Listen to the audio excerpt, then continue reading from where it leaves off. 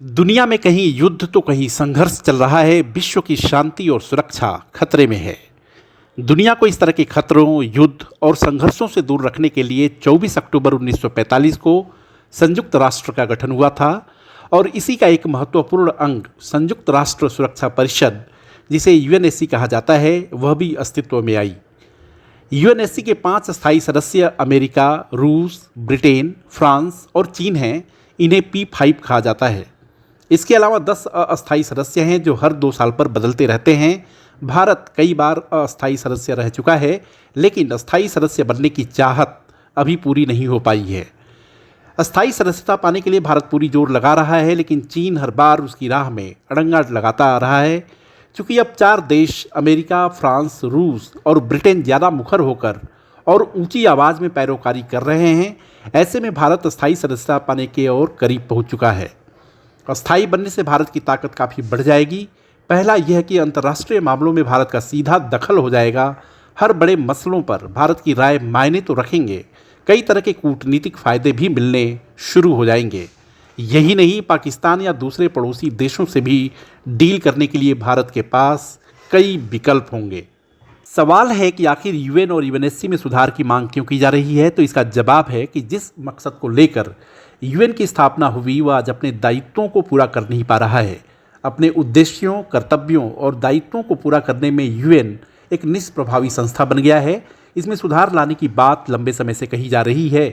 बहुध्रुवी हुई दुनिया और नई ताकत के रूप में देशों के उभरने के बाद यूएनएससी के अस्थायी सदस्यों की संख्या बढ़ाने पर जोर दिया जा रहा है। सबसे बड़ी दावेदारी भारत की तरफ से पेश की जा रही है। भारत के अलावा जर्मनी, जापान, ब्राज़ील और अफ्रीका महाद्वीप के किसी एक देश को इसमें शामिल करने की बात है। बदले हुए अंतर्राष्ट्रीय परिदृश्य और परिस्थितियों के हिसाब से देशों के ज़्यादा संतुलित प्रतिनिधित्व के लिए यूएन को ज़्यादा प्रभावशाली बनाने की ज़रूरत है। इसमें अस्थायी और अस्थायी सदस्यों की संख्या में भी बढ़ाने की ज़रूरत है। हर साल संयुक्त राष्ट्र महाधिवेशन से पहले और बाद में संयुक्त राष्ट्र में सुधार की बात खूब होती है। इस बार भी हुई है। P5 के 4 देशों अमेरिका, रूस, फ्रांस और ब्रिटेन ने खुलकर भारत की अस्थायी सदस्यता का समर्थन किया है। संयुक्त राष्ट्र के मन से इन्होंने कहा है कि भारत अस्थायी सदस्यता का हकदार है। साथ ही इन्होंने जर्मनी, जापान, ब्राज़ील और अफ्रीका महाद्वीप के किसी एक देश को भी परमानेंट सीट देने की बात कही है। लेकिन इन सुधारों पर चीन का रवैया पहले जैसा ही है। इस बार भी उसने सीधी बात नहीं की है। उसका रवैया टाल मटोल वाला ही है। हालांकि 4 देश यूएनएससी में सुधार और बदलाव के लिए तैयार दिख रहे हैं, लेकिन दिलचस्प बात है कि ये वीटो को लेकर कुछ भी नहीं बोले हैं।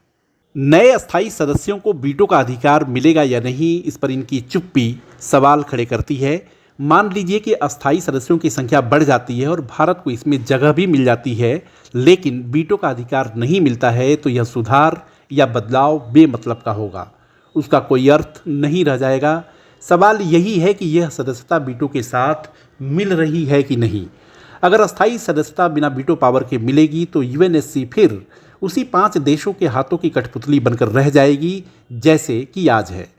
वीटो के साथ सबसे बड़ी दिक्कत यह है कि यदि किसी मुद्दे, समस्या, युद्ध का हल निकालने या कोई व्यवस्था बनाने के लिए 5 में से 4 देश सहमत और राजी हैं और वे कोई प्रस्ताव लेकर आते हैं और उस प्रस्ताव पर 5वां देश वीटो कर देता है, तो यह प्रस्ताव गिर जाता है, वह पारित नहीं हो पाता। समस्या जस की तस रह जाती है। एक तरह से वीटो की आड़ में ये 5 शक्तिशाली देश दुनिया भर में अपनी हेकड़ी, मनमर्जी और दादागिरी चलाते हैं। वीटो एक ऐसा कवच जिसे इन्होंने अपने लिए गढ़ा और तैयार किया है।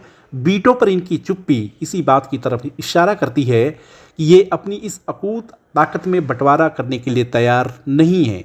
ये नहीं चाहेंगे कि वीटो के रूप में इन्हें जो रसूख, दबदबा और ताकत मिली हुई है, उसमें किसी तरह की कोई कमी आए। दूसरी बात, नुमाइंदगी को लेकर यूएनएससी की जो अस्थायी सदस्यता है, उसमें घोर असंतुलन है।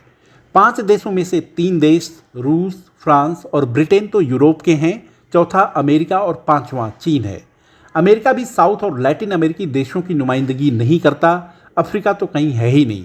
सबसे बड़े महाद्वीप एशिया से केवल एक देश चीन है। जाहिर है कि यूएनएससी की बनावट और संरचना आबादी, महाद्वीप, शांति, सुरक्षा, अर्थव्यवस्था और वैश्विक ज़रूरतों के अनुरूप नहीं है। दुनिया के सबसे बड़े मंच और इसकी संस्थाओं में सुधार की बहुत बड़ी गुंजाइश है। एक संतुलित और प्रभावी यूएन के लिए जरूरी है कि योग्य और क्षमतावान देशों को उनका वाजिब हक दिया जाए। आज के समय में क्या वीटो की ज़रूरत है? बात और चर्चा इसकी प्रासंगिकता और ज़रूरत पर भी होनी चाहिए। देशों में सरकारें बहुमत से बनती है, यही बात यूएन, इसकी संस्थाओं और उसके प्रस्तावों पर भी लागू होनी चाहिए। इतने बड़े मंच पर कुछ चुनिंदा देशों की ही चले, यह बात सही नहीं है। वीडियो को लाइक, शेयर और सब्सक्राइब करें, साथ ही में कमेंट भी ज़रूर करें। देखते रहिए इंडिया अड्डा। धन्यवाद।